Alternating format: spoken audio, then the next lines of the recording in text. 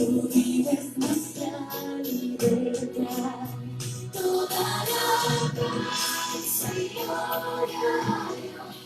Cantar aleluya, cantar aleluya, porque el Rey la cruz soportó y después resucitó.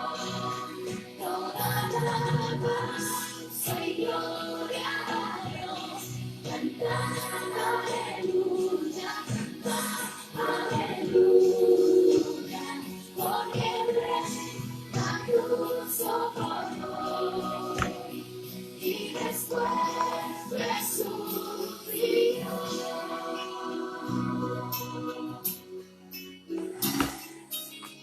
Resucitó, mi Señor.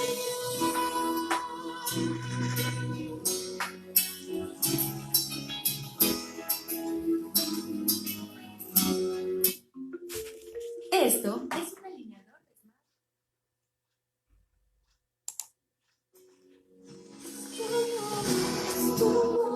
de Smart. Tu sangre por mí ha pagado todo. Es tu amor me ha pagado. Tu sangre por mí ha pagado todo. Este amor me salvado. Tu sangre por mí ha pagado todo. Este amor me ha salvado. Tu sangre por mí.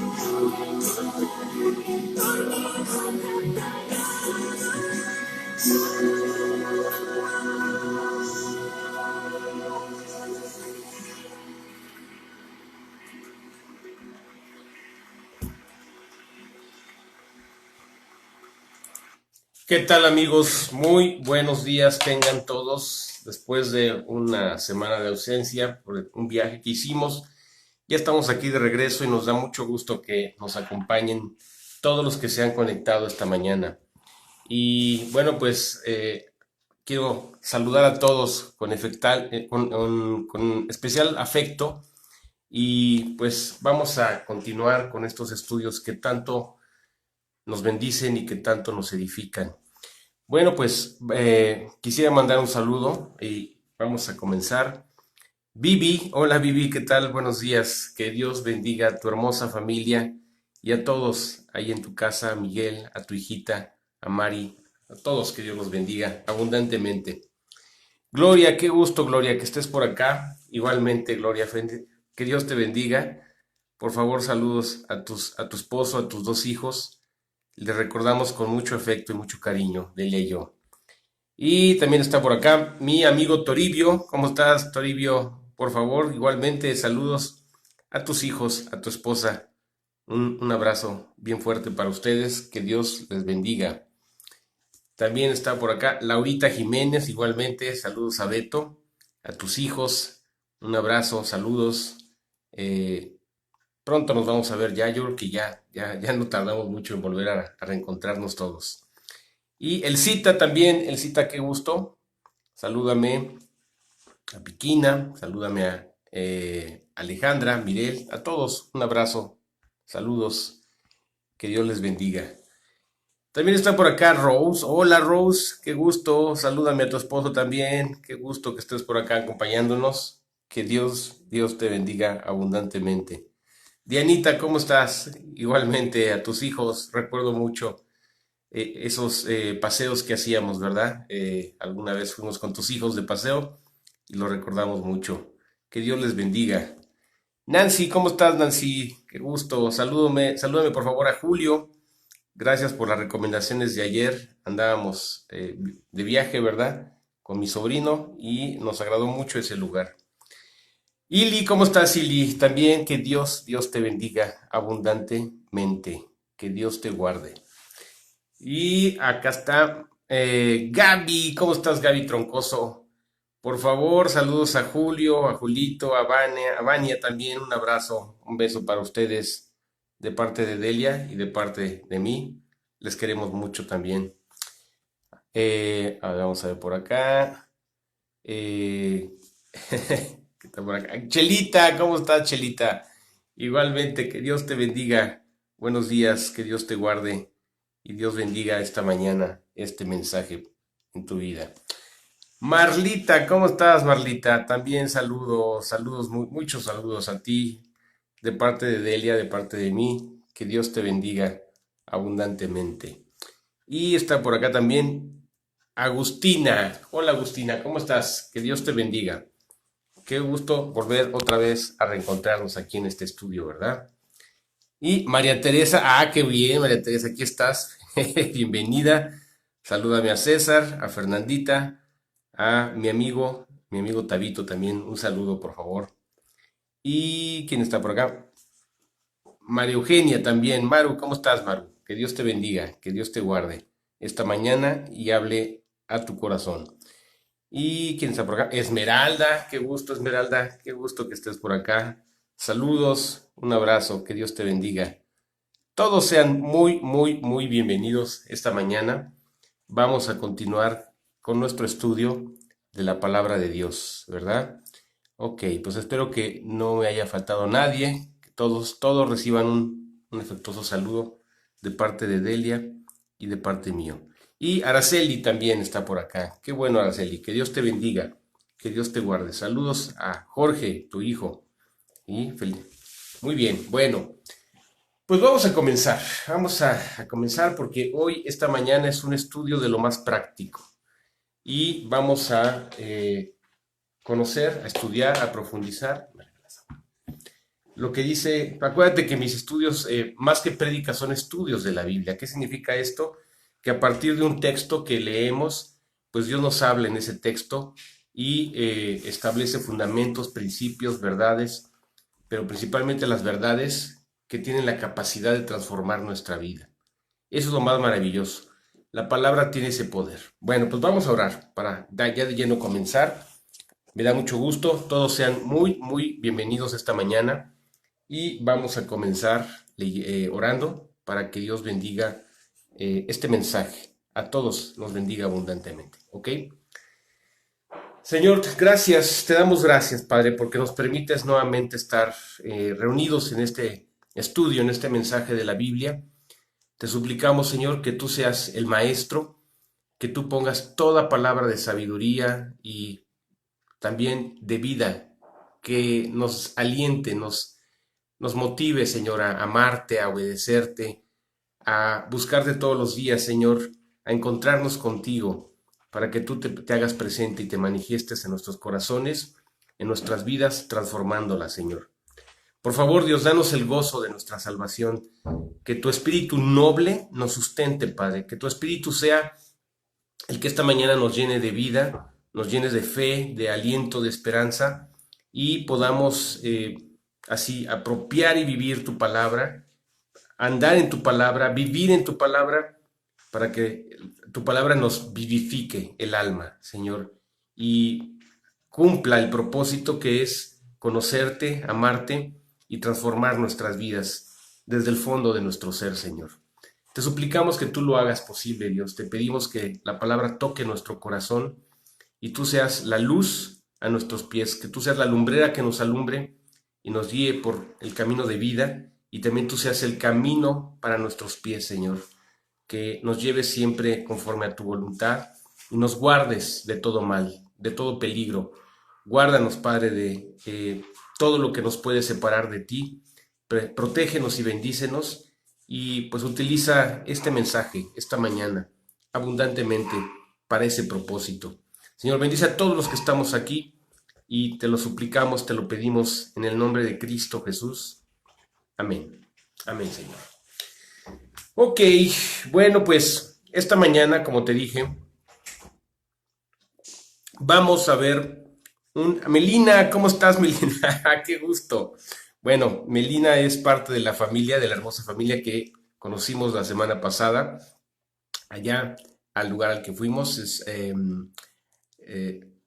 Acatlán, sí, Acatlán, así se llama el lugar. Bienvenida, Melina, que Dios te bendiga. Ok, y Elenita también, Elenita, que Dios te bendiga. Todos sean muy bienvenidos, me da mucho gusto que estemos aquí reunidos a la distancia, pero con el objetivo y propósito de, pues, estar en Dios, estar en Cristo a través de su palabra, ¿ok? Muy bien, bueno, pues vamos entonces a ver un salmo. Fíjate, los salmos especialmente son aliento, vida para nuestras vidas, ¿verdad? Y los salmos son alabanzas, son... todos los salmos fueron escritos para ser cantados, eso es lo más maravilloso, eso es increíble.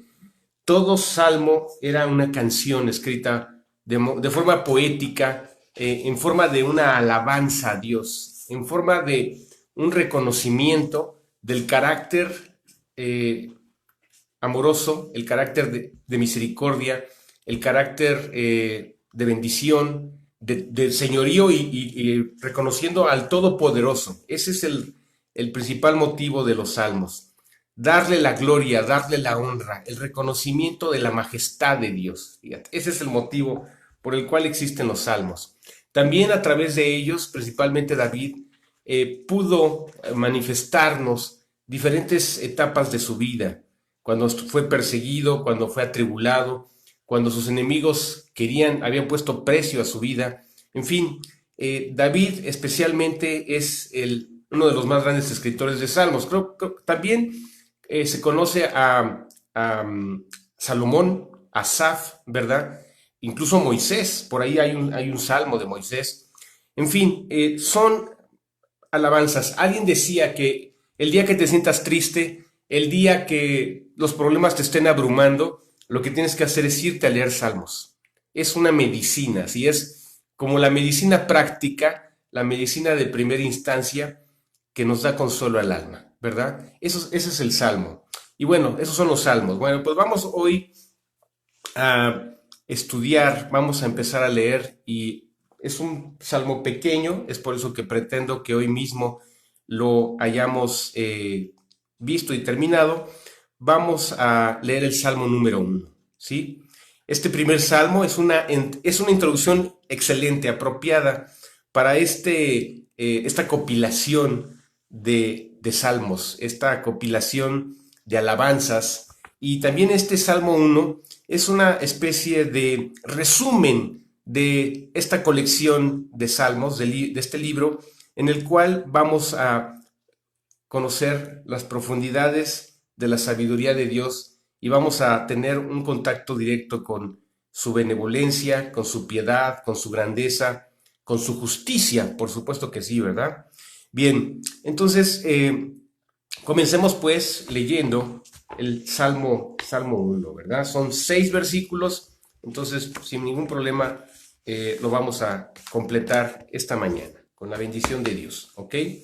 Y este Salmo 1 se titula de esta forma: El justo y los pecadores, ¿sí? Y dice así: Bienaventurado el varón que no anduvo en consejo de malos, ni estuvo en camino de pecadores, ni en silla de escarnecedores se ha sentado, sino que en la ley del Eterno, el Dios Todopoderoso, está su delicia, y en su ley medita de día y de noche. Será como árbol plantado junto a corrientes de aguas, que da su fruto a su tiempo, en su tiempo, y su hoja no cae, y todo lo que hace prosperará. No así los malos, que son como el tamo que arrebata el viento. Por tanto, no se levantarán los malos en el juicio, ni los pecadores en la congregación de los justos. Porque Dios el Eterno conoce el camino de los justos, mas la senda de los malos perecerá. Ok, este es el Salmo 1. Bien, bueno, pues este Salmo nos habla de un contraste, ¿verdad? Para poder, yo por ejemplo te comento, cuando voy a comprarme alguna camisa, ¿verdad? Alguna prenda, un saco, por ejemplo, pues hay un azul muy oscuro que a veces te confundes y dices, bueno, esto es azul o esto es negro, ¿verdad? Y lo único que tienes que hacer es contrastarlo con el negro auténtico y dices, ah, bueno, no era negro, era azul oscuro, ¿verdad? Bueno, pues Dios es más, siempre utilizando eh, ejemplos pedagógicos, didácticos, que nos permiten comprender más aún su palabra. Aquí está utilizando algo que es totalmente distinto, opuesto, ¿verdad? Y lo estamos viendo a través de una bienaventuranza y también estamos viendo algo que es una especie de condenación, o sea, o de advertencia, ¿sí? Bueno, primero que nada, ¿qué significa bienaventuranza? Bienaventuranza significa tener la bendición de Dios que te llena que te llena el alma y la vida, y a consecuencia de tener la bendición de Dios, esto te produce gozo, paz, felicidad, bienestar, ¿será? Es un estado de bienestar completo, ¿sí? Eso es una bienaventuranza. Es un estado en el cual tu vida descansa en Dios, tu vida reposa en que Dios tiene el control de tu vida, Dios está en control, Dios conoce tus necesidades, tú también conoces el amor de Dios se hace manifiesto en tu vida a través de cada detalle y entonces de esa manera te sientes en una plenitud, en la plenitud que no te da las cosas materiales, en la plenitud que no te dan las cosas de este mundo, sino la plenitud que proviene de Dios. La bienaventuranza es ver a Dios manifestado en tu vida, específicamente en tu ser, en tu alma, en el cual hay reposo para tu alma, en el cual hay paz. La palabra que más o menos se le parece a bienaventuranza es un anhelo, un saludo, que los judíos se dicen que es shalom, ¿verdad? Pero ese shalom no es, hola, ¿qué tal? ¿Cómo estás? No, no, no. Ese shalom es deseo que la paz de Dios esté en tu corazón. Fíjate, eso es lo que significa shalom, ¿verdad? Que la paz, que el Todopoderoso te bendiga y te proteja. Eso significa shalom, en esa corta palabra, ¿verdad? Que contiene una gran profundidad espiritual. Bueno, pues aquí comenzamos viendo esto. Bienaventurado el varón que no anduvo en consejo de malos, ni estuvo en camino de pecadores, ni en silla de escarnecedores se ha sentado. Bueno, aquí de ese varón perfecto, ¿verdad? Que fueron siempre sus caminos fueron perfectos para con Dios, pues por supuesto que el justo es Jesucristo. De él estamos hablando, de ese varón perfecto que el que no conoció pecado, por nosotros lo hizo pecado. Aquel varón perfecto que jamás fue hallada maldad en su boca, ¿sí? Como nos lo dice, aquí lo vamos a buscar, Primera de Pedro 2, 24. Déjenme encontrarlo, porque sí lo quiero citar. Vamos a buscar Primera de Pedro. No sé por qué, pero siempre primera, aquí está. Aquí está. Ok, nos dice Primera de Pedro 2, 22 al 24. ¿Verdad? Estamos hablando de ese varón perfecto que no anduvo en consejo de malos. Dice aquí, el 22, el cual no hizo pecado, ni se halló engaño en su boca, ¿verdad? O sea, ni siquiera hubo engaño, ni siquiera hubo un intento o un asomo de una pequeña mentira, ¿verdad? Acuérdate que hay un mandamiento en la Biblia que dice, no mentirás. ¿Y sabías que ese es el que más se quebranta día con día. Bueno, pues el camino del justo, el camino de este hombre fiel, recto, llamado Jesucristo, nuestro Salvador y Mesías, es que ni siquiera hubo un asomo de engaño en su boca. Lo vuelvo a leer. El cual no hizo pecado, ni se halló engaño en su boca. Nos dice Primera de Pedro 2:22. Quien cuando le maldecían, no respondía con maldición. Cuando padecía, no amenazaba, sino encomendaba la causa al que juzga justamente. ¿Qué te parece? ¿No? O sea, en medio de la opresión, en medio del escarnio, y ahorita vamos a detallar a los malos, a los pecadores y a los escarnecedores. Esto me encantó ahora que lo estaba estudiando.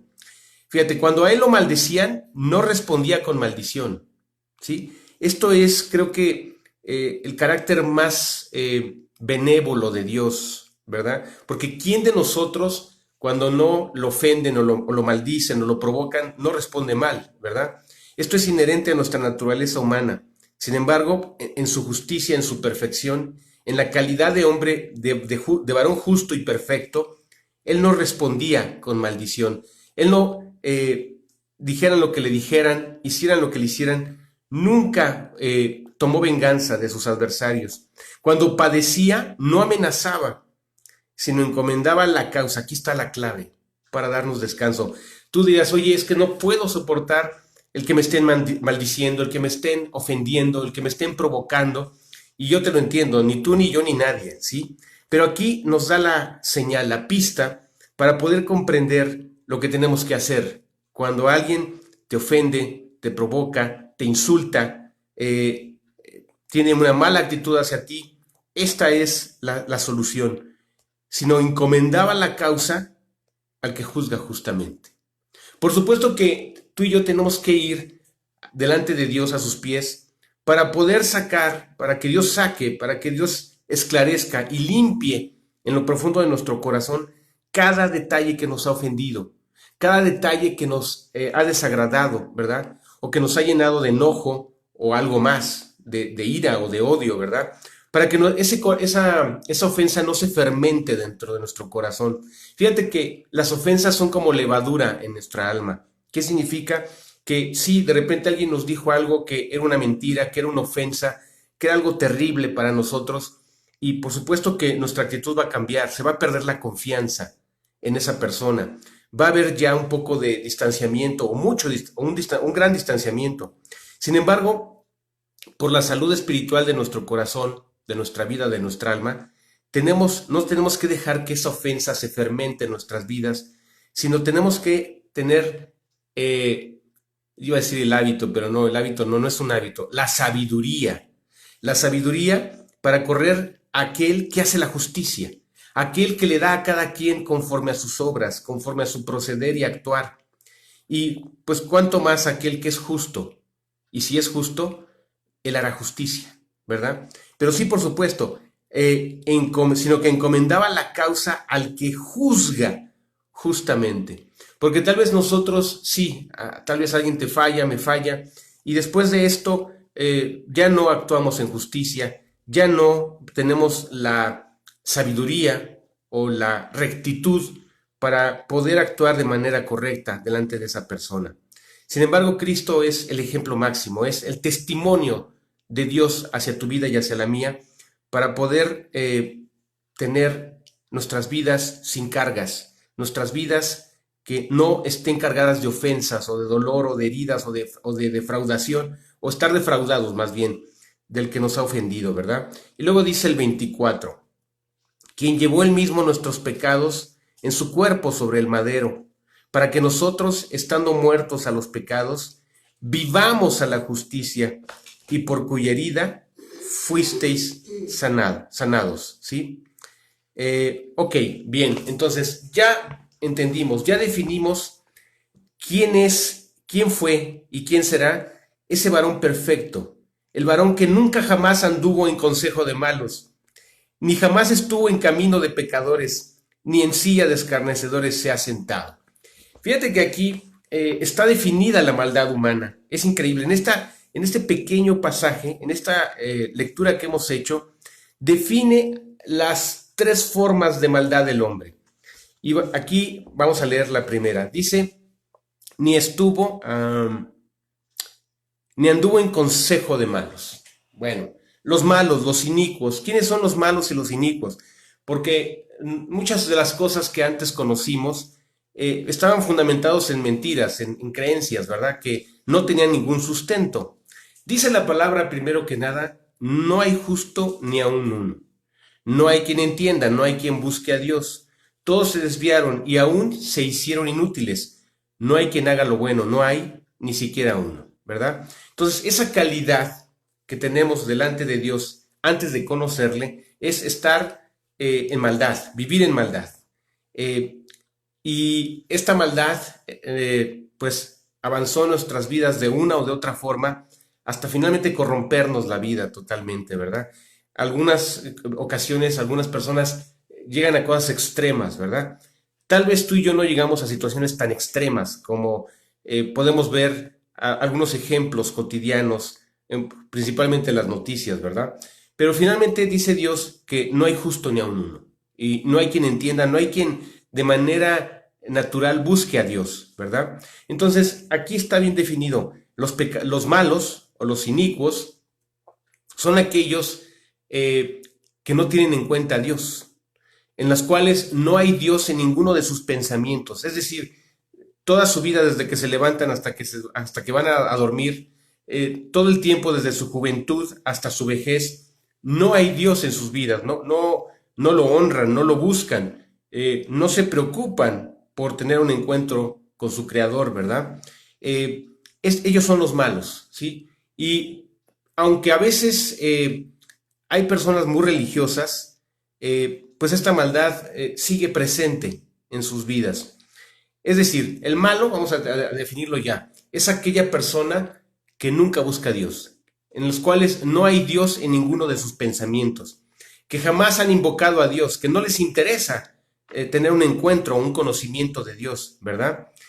Pero luego dice aquí, dice también en el 1, en la siguiente porción de este versículo, dice, ni estuvo en camino de pecadores. Bueno, pues, ¿qué es el pecado? Vamos a definir primero que nada. El pecado no es otra cosa más que ir en contra de la voluntad de Dios. Es la transgresión del precepto que es bueno, que es justo, pero que sobre todo proviene de la justicia de Dios, ¿sí? Dice la palabra, el que peca defrauda su alma.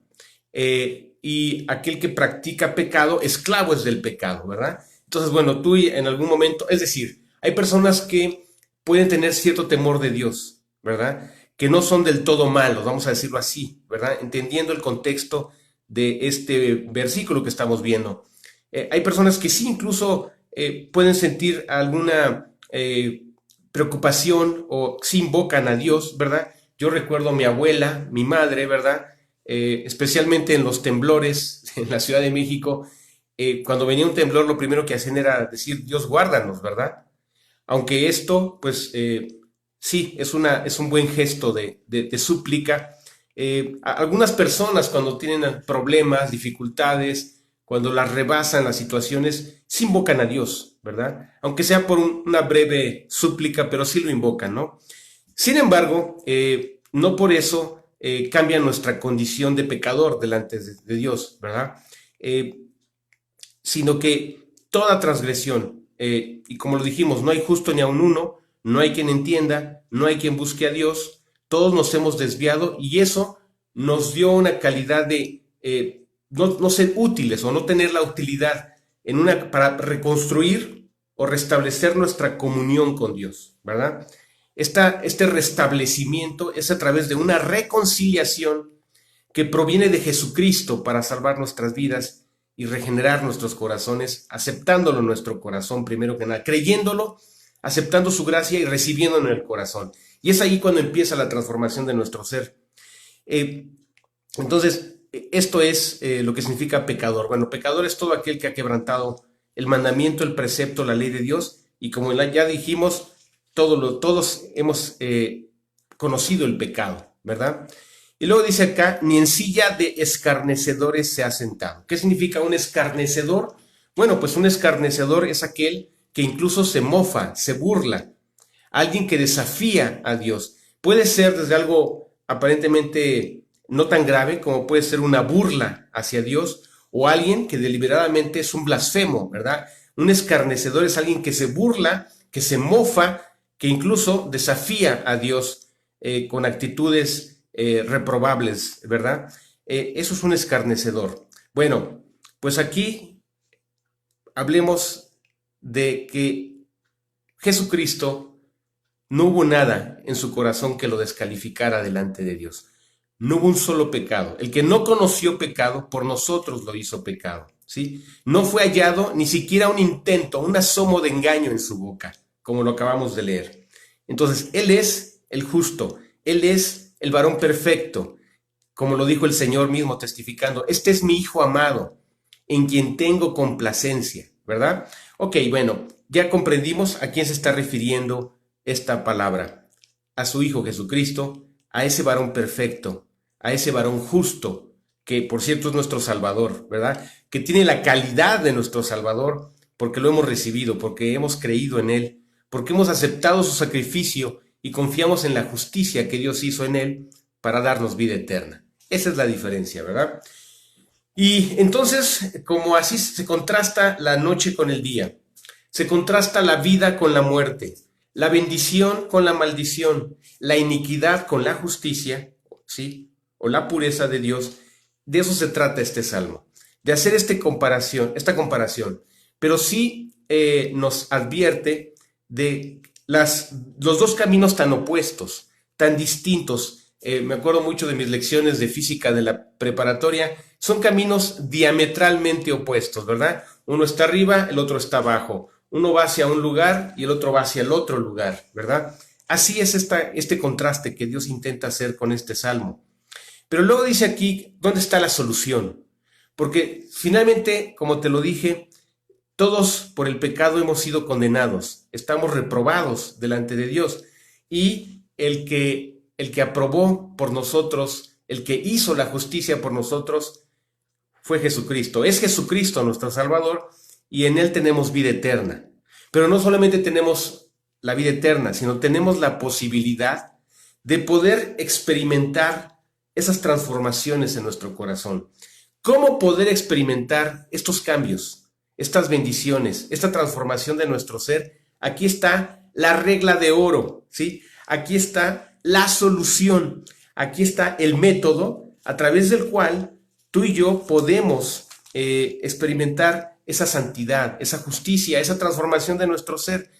Si ya pasamos de condenación a vida, ¿verdad? Si ya pasamos de muerte a vida y de condenación a salvación por los méritos de nuestro Señor Jesucristo, nuestro Salvador, Dios no solamente nos permite o nos da la posibilidad de ir al cielo, sino también a través de Cristo y por los méritos de Cristo y por la preciosa sangre de Cristo. La preciosa sangre de Cristo nos ha lavado de todo pecado, ¿sí? Por eso es que lo amamos, lo honramos. Es nuestra santificación, su sangre derramada que nos ha lavado de todo pecado. Pero eso se llama justicia. Hemos sido justos por la sangre de Cristo, por ese sacrificio santo y perfecto delante de Dios. Pero Dios anhela que tú y yo podamos experimentar la santificación de nuestras vidas, ¿sí? Y esta santificación, que parecería imposible, es posible gracias a estos consejos. Es posible gracias a este principio. Este estudio que te estoy dando es algo elemental. Es el fundamento, podríamos decirlo, de la vida cristiana. Es buscar a Dios en su palabra, ¿sí? ¿Te acuerdas lo que dice? Lo voy a leer. El Evangelio según San Juan. Me encanta. Toda la Biblia se correlaciona. Toda la Biblia es una y es la palabra de Dios. Bueno, pues vamos a conocer o recordar cuál es el fundamento que nos da, que empieza a producir esta santidad, ¿sí? Dice aquí, en el principio era el Verbo, y el Verbo era con Dios, y el Verbo era Dios. Este era el principio con Dios, ¿verdad? Todas las cosas por Él fueron hechas, y sin Él nada de lo que ha sido hecho fue hecho. En Él estaba la vida, y la vida era la luz de los hombres. Ok, bien, entonces, ¿cómo comienza el Evangelio según San Juan? Reconociendo que Jesucristo es la palabra que se hizo carne, que se hizo sangre, ¿sí? Aquí lo dice, en el principio era el verbo o la palabra, y el verbo o la palabra eran con Dios, y el verbo era Dios, ¿sí? Y aquí está.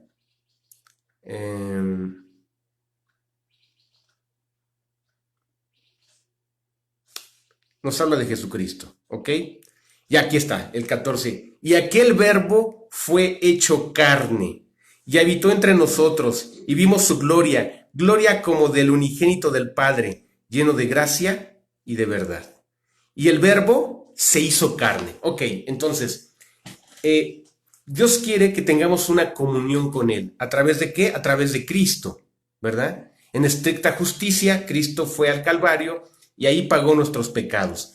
Pero Dios anhela que vivamos en la palabra, porque la palabra es la esencia de Jesucristo, ¿sí? Y aquel verbo, aquella palabra, palabra de Dios, se hizo carne. Ok, entonces, la solución, la respuesta es vivir, amar la palabra de Dios. Aquí dice el Salmo 1, verso 2, dice así, sino que en la ley de Dios el Eterno está su delicia, y en su ley medita de día y de noche, ¿verdad? ¿Te acuerdas lo que nos dice Josué en un versículo? Dice así, Josué 1:8, nunca se apartará de tu boca este libro de la ley, sino que de día y de noche meditarás en él, para que guardes y hagas conforme a todo lo que en él está escrito, porque entonces harás prosperar tu camino y todo te saldrá bien. Sí, ahí está, ahí está. Este es el fundamento de la vida cristiana, ya que hemos vuelto a nacer.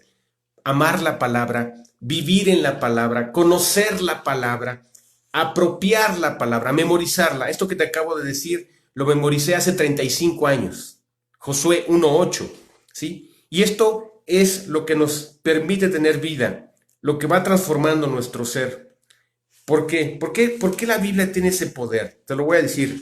La misma Biblia nos lo explica. La ley de Dios el Eterno es perfecta, que convierte el alma. El testimonio del Todopoderoso es fiel, que hace sabio al sencillo. Los mandamientos de Dios son rectos, que alegran el corazón. El precepto de Dios es puro, que alumbra los ojos. ¿Te das cuenta? O sea, la palabra, ahora vamos entendiendo. En la antigüedad a la palabra se le llamó la ley, ¿verdad? Nosotros andamos no sin ley, o ya no intentamos cumplir la ley, pero sí estamos en la ley de Cristo. ¿Quién es la ley de Cristo? La ley de vida, la ley de gracia, la ley que nos vivifica, es decir, Cristo en nuestros corazones. La palabra ya no escrita en un texto, ¿sí? La palabra fue escrita, las primeras 10 palabras de Dios fueron transcritas a 2 tablas de piedra, ¿verdad? Y luego, a través de los profetas, especialmente Moisés, fueron escritos 613 mandamientos, ¿sí? Hace algunos años, hace unos 20 años me dijeron, oye, ¿y qué los contaste tú? Bueno, yo lo repetía faltándome un dato muy importante. No los conté yo, la verdad es que no. Quien se encargó de contar esos 613 mandamientos que están escritos en los primeros 5 libros de la Biblia, por cierto, escritos por Moisés, fue un sabio judío que se llamó Maimónides. Él sí tuvo la paciencia de ponerse a contar uno por uno y totalizó 613 mandamientos. Bueno, los primeros 10 escritos en tablas de piedra, los siguientes 613 escritos en la Torá, ¿verdad? En la ley de Dios, en los primeros 5 libros llamados Pentateuco, ¿verdad? Y a partir de eso, pues ahí quedó escrita la palabra. Pero lo más maravilloso es que ahora la palabra ya no está escrita en tablas de piedra, sino la palabra habita en nuestros corazones. Esa es la diferencia, ¿sí? Esa palabra que es Jesucristo, el cual se hizo carne y habitó entre nosotros, como nos dice Juan, esa palabra hecha carne, el verbo hecho carne, habita en nuestro corazón. Entonces, lo único que tenemos que hacer es recordar, vivir en la palabra. Es por eso que si tú me dices, oye, ¿qué hiciste hoy antes, cuando te levantaste? Pues estuve leyendo precisamente 3 salmos. Eso fue lo que hice el día de hoy al levantarme. Buscar a Dios en su palabra, ¿sí? Llenarme de la palabra de Dios. Porque allí, como nos dice el Salmo 19, ahí está, la ley de Dios el Eterno es perfecta, que convierte el alma. Ese poder tiene la palabra. La palabra nos transforma, la palabra nos limpia, ¿sí? ¿Sabes cuál es el salmo más extenso de esta colección de salmos? Es el Salmo 119. Y el Salmo 119 nos habla de las bondades, ¿sí? De las bondades de la palabra. Bienaventurados los perfectos de camino, los que andan en la ley de Dios. Bienaventurados los que guardan sus testimonios y con todo el corazón le buscan. ¿Cómo le vamos a buscar? En la palabra. Esa es la forma concreta, esa es la forma elemental. Buscar a Dios en la palabra. Y la palabra dará sus resultados, ¿ok? En tu vida. Sino que en la ley de Dios el Eterno está su delicia, y en su ley medita de día o de noche. Me faltó concretizar. En la antigüedad era la ley. Hoy nosotros es la palabra viva, ¿sí? La palabra escrita, el evangelio de Jesucristo, que podemos ir a él con toda la libertad. Y mucha gente no lee la Biblia porque dices que yo no la entiendo. Mira, afortunadamente tú y yo sí tenemos al autor de la Biblia en nuestros corazones. Y el autor de la Biblia, ¿sí? Dios y Jesucristo y el Espíritu Santo nos van a revelar, nos van a enseñar, nos van a llevar al conocimiento de su palabra, ¿verdad? Pero sobre todo, más que el conocimiento, que lo hagamos práctico, que lo hagamos vivo, ¿sí? Hay el Salmo 23, por ejemplo, es uno de los más hermosos salmos, o es una pieza poética que en pocos versículos, 6, 7 versículos, nos hablan de quién es nuestro Señor y quién es nuestro pastor, ¿verdad? Es una alabanza a su señorío y es una oración de confianza en el que nos va a proteger toda la vida. Es algo elemental, pero esto que es tan elemental, a veces lo descuidamos, a veces no le damos la importancia, y es allí donde empiezan los problemas espirituales de nuestra vida, ¿verdad? Ok, y luego dice aquí el 3, el Salmo 1, verso 3. Será como árbol plantado junto a corrientes de aguas, que da su fruto en su tiempo, y su hoja no cae, y todo lo que hace prosperará. Fíjate. Dios siempre ha utilizado un método didáctico, un método pedagógico, para que tú y yo lo entendamos mejor. Ese método didáctico en el cual Dios nos enseña las cosas se llama metáfora o se llama parábola, ¿verdad? Que es con el caso de metáfora es una figura que representa o que tiene una similitud para revelar el conocimiento eterno de Dios a través de un ejemplo cotidiano, ¿verdad? De un objeto cotidiano. En este caso, este árbol es una metáfora. Y ya cuando se trata de una historia que tiene contenido, principio, desarrollo y fin y conclusión, eso se llama parábola, ¿verdad? Y las parábolas son historias que en su contenido nos revelan los secretos más profundos del eterno para nuestras vidas, ¿verdad? En este caso, al hablar de un árbol, está hablando de una metáfora, ¿verdad? Para que comprendamos. Ese árbol, vamos a entenderlo, consiste o se trata de nuestra vida espiritual, ¿sí? Y mira, yo creo que no hay casualidades en la vida. Resulta que el día de ayer fuimos a una población cercana, aquí de la casa, unos 28, 30 kilómetros de aquí, y nos topamos, fíjate, había ido muchas ocasiones, desde que tengo 25 años, yo creo, o sea, ya tiene un rato, conocí ese lugar por primera vez. Fíjate, me fui por primera vez en mis primeras vacaciones, cuando tuve mi primer trabajo y tuve mi primer semana de vacaciones, al lugar al que fui a conocer fue a este lugar y sus alrededores. pero imagínate, nunca había descubierto lo que ayer descubrí.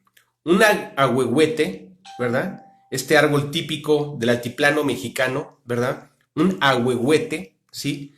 Que según la persona que estaba allí cobrando la entrada, tiene aproximadamente 1200 años.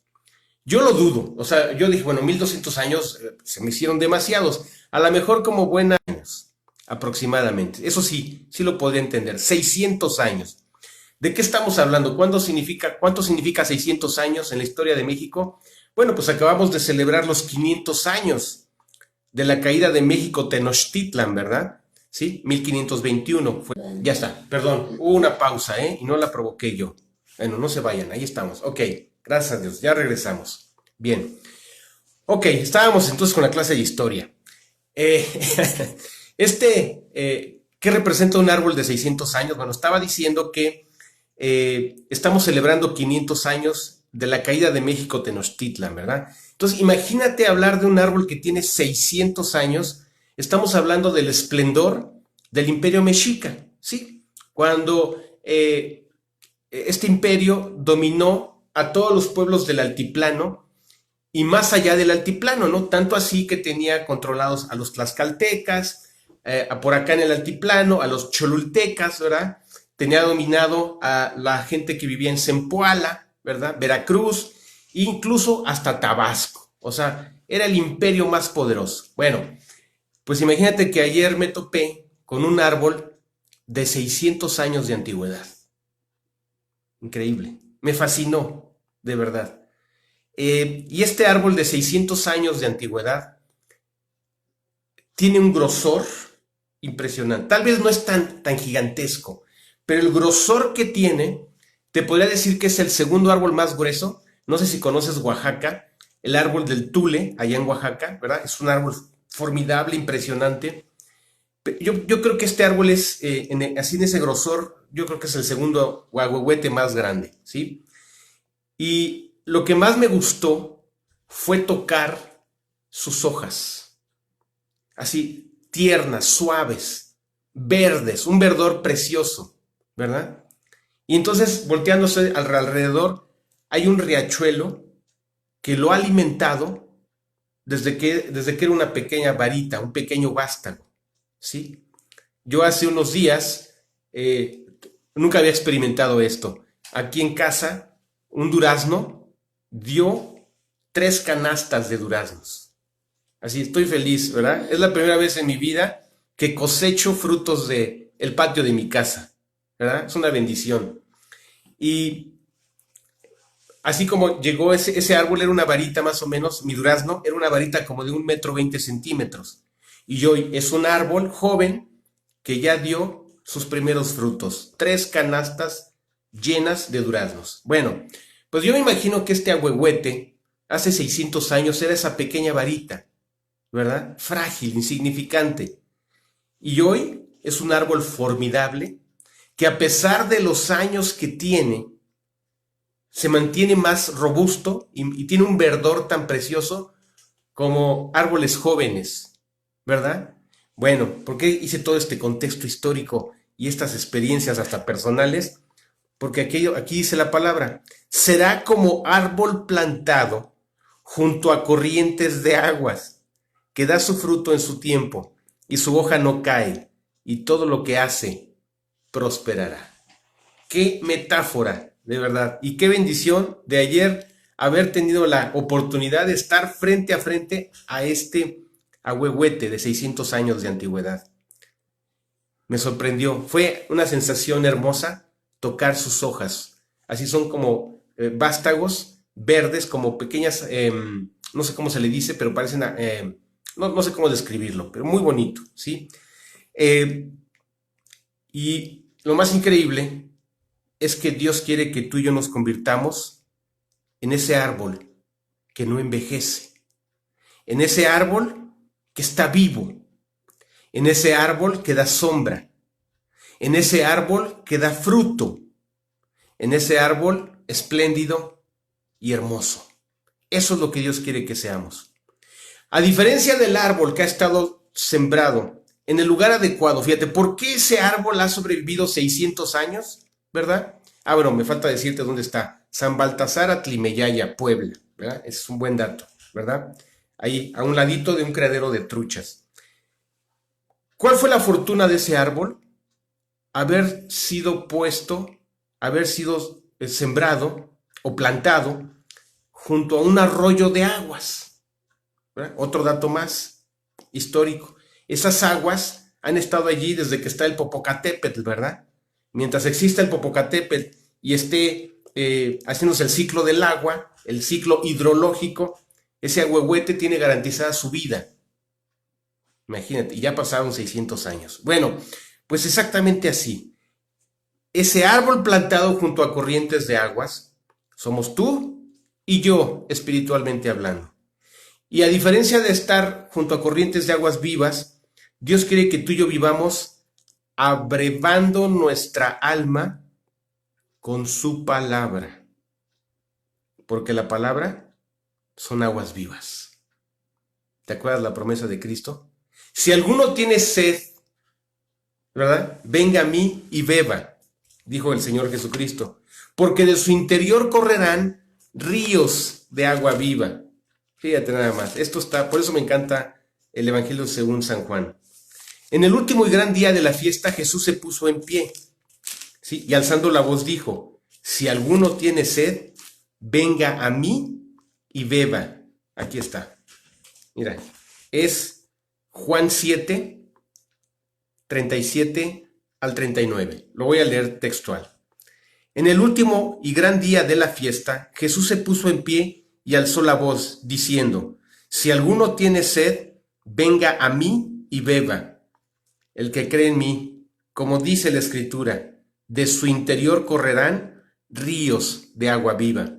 Esto dijo del Espíritu que habían de recibir los que creyesen en él, pues aún no había venido el Espíritu Santo, porque Jesús no había sido aún glorificado. ¿Qué te parece? Entonces, al creer en Cristo, recibirlo en tu corazón, haberlo apropiado como tu Señor y Salvador, y estar abrevando tu alma de esta agua viva, nuestras vidas darán fruto, ¿sí? Independientemente de lo que seamos, independientemente de nuestras debilidades, tendencias, malos hábitos, fondos, pasados, de lo que sea, dice la palabra, no es mi palabra como martillo que quebranta la roca. ¿Qué te parece? ¿No quieres buscar la cita? Sí, no es mi palabra como martillo que quebranta la roca. Fíjate, nuestro corazón es una roca, pero la palabra es el agua. Así, si has visto, igual he conocido algunas cuevas, cavernas, he conocido algunos acantilados, o especialmente ahora en Veracruz, ¿verdad? Donde el agua erosiona. En las cavernas, pues se llaman grutas, ¿verdad? Y al lado del mar, fíjate, es increíble. Hay un lugar que conocimos hace poquito, acá por San Andrés Tuxtla, en los Tuxtlas, Veracruz, que se llama Roca Partida. Y es la erosión que el agua hizo en algún momento, así literal, como si hubieran partido un pedazo de pan, ¿verdad? Estos panes gigantes, así está la roca. Por eso llaman Roca Partida. Bueno, pues la palabra tiene el poder para transformar nuestras vidas. Jesucristo es la palabra, Jesucristo está vivo en nuestros corazones y si lo creemos y lo apropiamos, la palabra se convierte en medicina. La palabra se convierte en el medio que sacia nuestra sed. Tu alma y mi alma tienen sed. Todo el tiempo han tenido sed y no está mal tener sed. El problema es con qué saciamos esa sed, ¿verdad? Porque si son aguas cristalinas, aguas puras, metafóricamente hablando, es la palabra y es Cristo, pues bien, fantástico, ¿verdad? Pero si nos abrevamos de cosas que nos hagan daño, fíjate, no sé si sepas que los náufragos en el mar corren un peligro cuando están en las balsas de rescate. Llega un momento en que la deshidratación, imagínate la temperatura sobre todo cerca de los trópicos, es muy alta, ¿verdad? Y entonces cuando hay naufragios, pues todos salen en los botes salvavidas o en los medios de rescate, ¿verdad? En sus chalecos especiales y empiezan a pasar las horas. Y fíjate que llega un momento en que los náufragos empiezan a experimentar mucha sed, muchísima sed, así, a tal punto que es tal la cantidad de sed que algunos de ellos se atreven a tomar agua del mar. Eso lo único que hace es acelerar su muerte, ¿sí? ¿Por qué? Pues porque la sal los aniquila de una manera inmediata, ¿sí? Provoca, sube la presión, paros cardíacos impresionantes, pero es tal su desesperación que por eso beben esa agua salada. Los náufragos que han sobrevivido durante meses, ¿verdad? Vi una historia de unos pescadores de Centroamérica que estuvieran cerca de 90 días en alta mar. Increíble, ¿verdad? Haber sobrevivido 90 días en una pequeña barquita, ¿verdad? ¿Y qué era lo que hacían? Bueno, pues para alimentarse pescaban, ¿verdad? Pues eso es su oficio. Pero la razón por la cual pudieron sobrevivir fue que ellos traían un toldo en esa barca y afortunadamente era temporada de lluvias, pusieron, fíjate, ese toldo en forma de V, ¿verdad? Así de esta forma, y con una inclinación, es decir, y traían un bote, un plástico, un bote de plástico. Y entonces cuando venía la lluvia, ellos captaban en ese toldo de plástico en forma de V, ¿verdad? Con un ángulo y una pendiente, y todo el agua se llegaban a captar de 2 a 3 litros de agua, o tal vez más, cuando eran aguaceros torrenciales. Y entonces llenaban ese bote de 2 litros, 3, 4 litros, y se iban compartiendo. Estos 3 pescadores iban compartiendo esa agua, ¿verdad? Y fue por eso que lograron sobrevivir 3 meses en alta mar, bebiendo el agua del cielo, bebiendo agua de lluvia, ¿sí? Hasta que finalmente un barco mercante japonés los vio y los rescató, ¿sí? ¿Gracias a qué? A que tuvieron el cuidado de alimentarse con los peces que pescaban, pero sobre todo hidratarse del agua de lluvia para sobrevivir 90 días. Eso es la palabra. Eso es el efecto que hace en nuestros corazones. Hidratarnos, darnos vida, como este árbol que está plantado junto a corrientes de aguas, ¿sí? Fíjate, aquí está lo que te estaba citando. Jeremías 23, 29. No es mi palabra como fuego, dice Dios, y como martillo que quebranta la piedra. Jeremías 23, 29. La palabra, como el agua, tiene ese poder transformador, ese poder de erosión, de erosionar la maldad de nuestro corazón. ¿Sabías que todas las playas, todas absolutamente, que tienen arena fina, en algún momento, hace miles de años, fueron grandes o pequeñas rocas? Que dependiendo de la consistencia de la roca fue más rápido o más lento su erosión y degradación hasta convertirse en arena fina.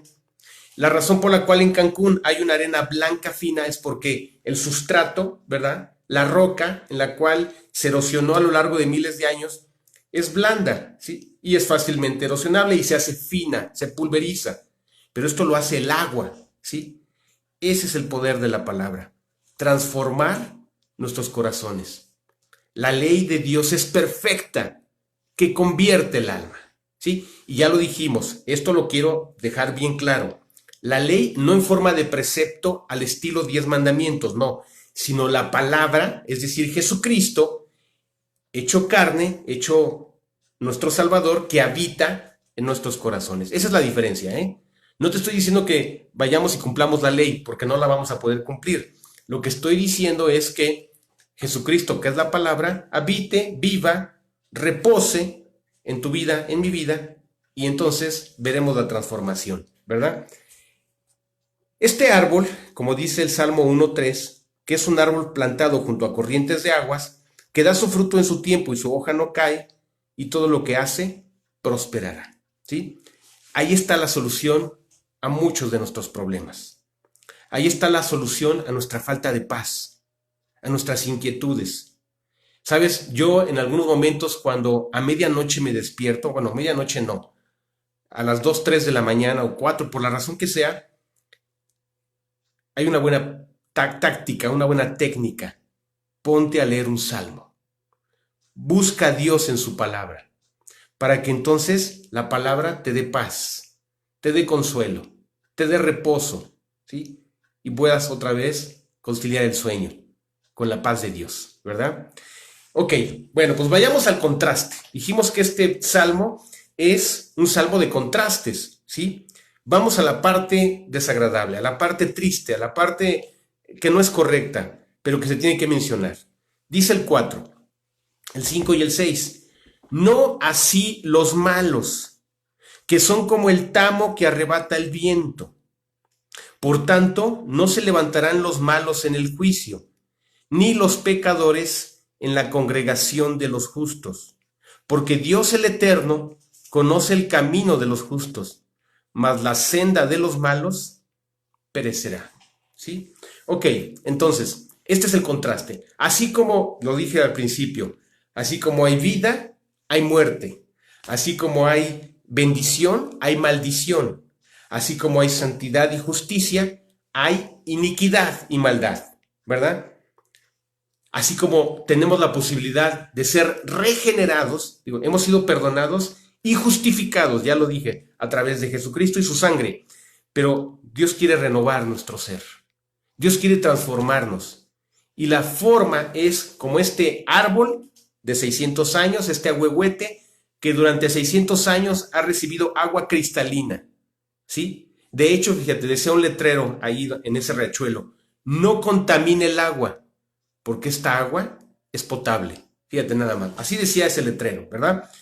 Bueno, pues así de esa agua cristalina que ese árbol se ha alimentado, igualmente, metafóricamente, ese árbol somos tú y yo, y nos podemos alimentar todos los días o saciar la sed de nuestra alma con la palabra de Dios. Por supuesto que hay pasajes en la Biblia que son muy fáciles de entender, que nos encantan. Hay tal vez pasajes más complicados, pero es por eso que se recomienda que cuando estés leyendo tu Biblia en forma progresiva, avanzando, si te pareció que dices, oye, es que lo que leí hoy, pues, por ejemplo, Levítico o Deuteronomio, ¿verdad? Pues está un poquito complicado, ¿no?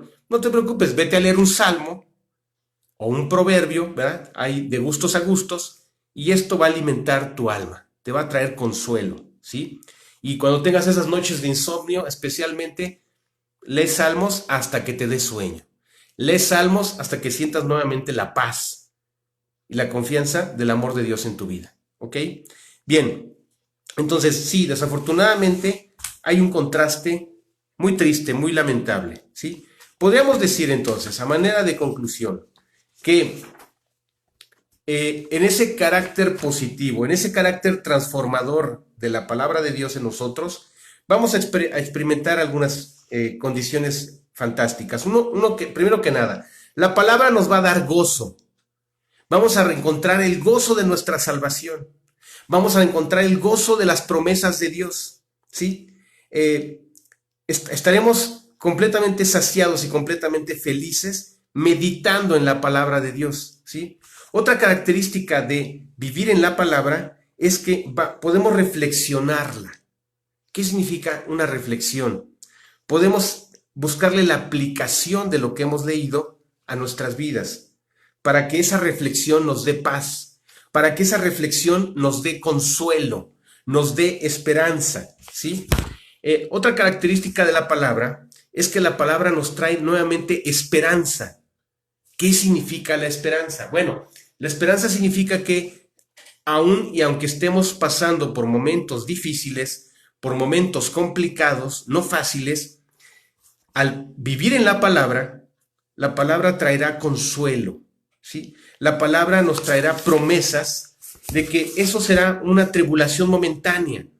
Y aparte de ser una tribulación momentánea, tendrá un propósito específico para nuestras vidas, en las cuales Dios se puede manifestar para verlo más poderoso, para verlo con más grandeza, con más majestad en nuestras vidas. La palabra nos dejará esperanza a nuestros corazones, ¿sí? Y también una promesa fantástica. Traerá fruto en nuestras vidas. El fruto que tú y yo quisiéramos, el fruto que tú y yo anhelamos, el fruto que podría sonar tal vez muy lejano a tu vida, cuando vivimos en la palabra, ese fruto es como este árbol que te digo que estoy muy contento de haber cosechado 3 canastas de duraznos, ¿verdad? Tuvimos que esperar 5 años. Es muy joven, muy tierno, tiene que cumplirse un ciclo de crecimiento, de fertilización, de madurez, de lo que tú quieras, para que finalmente dé un fruto. Fíjate, aunque estos duraznos no son rojos y hermosos y grandes, ¿qué crees? Te comes uno y son dulces y jugosos. Por eso estoy tan feliz con mis duraznos, ¿verdad? Estoy feliz de haber cosechado este fruto en mi casa, ¿verdad? Dulces y jugosos, exactamente así. Bueno, pues Dios quiere que demos fruto, fruto abundante. Y este fruto será al paso del tiempo.